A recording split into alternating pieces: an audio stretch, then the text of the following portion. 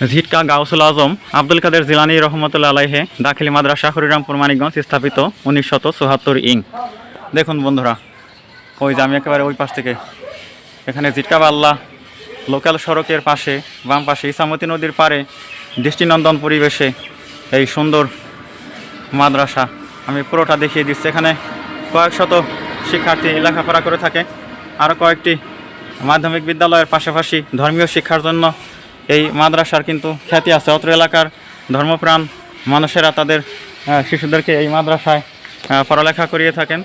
তারা আদর্শ মানুষের মতো মানুষ হয়ে থাকে এবং একজন ধর্মপ্রাণ ব্যক্তি হিসেবে পরবর্তীতে পেশা জীবনে মূল্যবান ভূমিকা রাখতে পারে। এখানে যারা পড়াশোনা করে তারা ওই যে ভিতরের কি লম্বাটে ভবন একেবারে ইসামতির কুল পর্যন্ত আমি দেখিয়ে দিচ্ছি। আর ভিতরে কিন্তু বড় স্পেস, খোলামেলা প্লেগ্রাউন্ড রয়েছে, গাছগাছালি সমৃদ্ধ একটা সুন্দর পরিবেশ সেখানে। এই যে এপাশের এই ভবনটা আমি দেখিয়ে দিচ্ছি। দেখুন বন্ধুরা,